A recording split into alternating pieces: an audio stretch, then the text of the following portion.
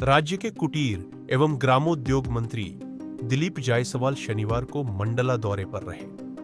मंत्री जायसवाल ने वीर शहीद गिरजेश सिंह उद्दे को श्रद्धांजलि अर्पित की और उनके परिजनों को सम्मानित किया। महिष्मती घाट में मां नर्मदा पूजन करने के पश्चात प्रदेश पक्षी दूधराज की 5 फीट ऊंची स्क्रैप प्रतिमा का अनावरण किया। इसे रायपुर के कलाकार जितेंद्र साहू ने तैयार किया। तौर पर मेरे प्रभार के जिले में आज दूसरी बार मेरा आगमन हुआ है और मां नर्मदा की बड़ी कृपा है हम सब पर। पूरे प्रदेश पर जहाँ जहाँ भी मां नर्मदा प्रवाहित हुई तो पूरा क्षेत्र में हरित व धन धान्य से भरपूर करते हुए ऊर्जा भी प्रदान कर रही है। और ऐसी माँ से मेरी विनती कि इसी प्रकार से आपकी कृपा दृष्टि हम सब पर पूरे प्रदेश पर बना रहे, जिससे कि हमारा प्रदेश के आगे बढ़े व प्रदेश की जनता खुशहाल रहे। इसी मनोकामना से हम सब लोगों ने मिलकर के माँ आरती का पूजन वंदन किया। उत्कृष्ट विद्यालय में विद्यार्थियों को निःशुल्क साइकिल व किताबें वितरित की गई। मंत्री जायसवाल ने बच्चों को मेहनत, अनुशासन और समय के सदुपयोग का संदेश दिया। आज हम मंडला के इस उत्कृष्ट विद्यालय में बच्चों को नशा मुक्ति की शपथ दिला करके ये संदेश दिए कि आप भी इससे दूर रहेंगे और अपने परिवार और अपने मित्रों को भी दूर करेंगे और मंडला को अपने मध्य प्रदेश में नशा मुक्त जिला बनाएंगे। इसके साथ साथ मध्य प्रदेश सरकार के द्वारा जो बच्चों को पुस्तक वितरण किया जाता है, इसके लिए मैं माननीय डॉक्टर मोहन यादव जी को, अपने मंत्री जी को, सांसद जी को, सभी को धन्यवाद दूंगा कि समय से पुस्तक वितरण व उनके ड्रेस के लिए उनके खाते में पैसा व साइकिल का वितरण भी समय से किया गया। व इसी प्रकार से 4 तारीख को इसी पिछले महीना प्रदेश के 94,500 बच्चों को लैपटॉप भी, उसका पैसा भी उनके खाते में दिया गया।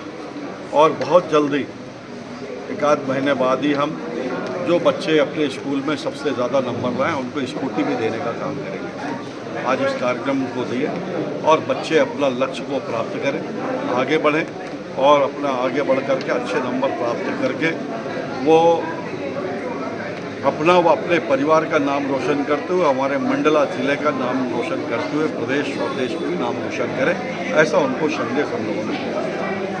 जिला योजना भवन में आयोजित समीक्षा बैठक में विकास कार्यों की प्रगति पर चर्चा हुई।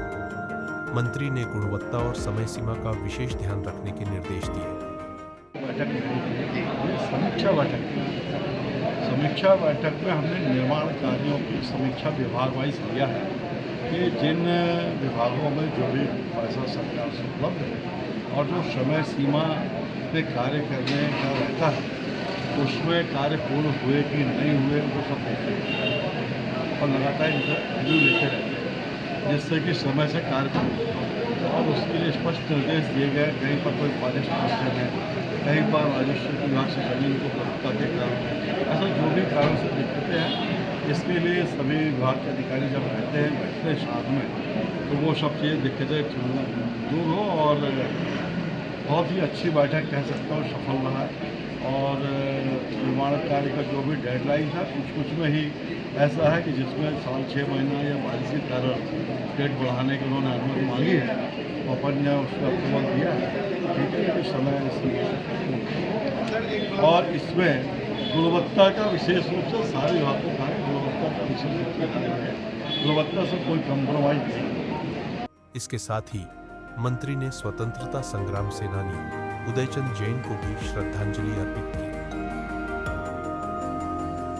निश्चित तौर पर आज परिवार जनों से मिल करके और भारत माता के सच्चे सपूत अमर शहीद उदयचंद जैन जी के बारे में जो मुझे जानकारी प्राप्त हुआ, 19 वर्ष की आयु में भारत माता की जय, भारत माता की जिस प्रकार से देश के लिए जज्बा और अंग्रेजों के खिलाफ जो आक्रोश था और उन्होंने चुनौती देकर के कहा कि आपको गोली चलानी है तो चलाओ, मैं छाती खोलता हूं, लेकिन हम अपने उद्देश्य से भटकेंगे नहीं, हम रैली करेंगे, आपके खिलाफ जुलूस निकालेंगे।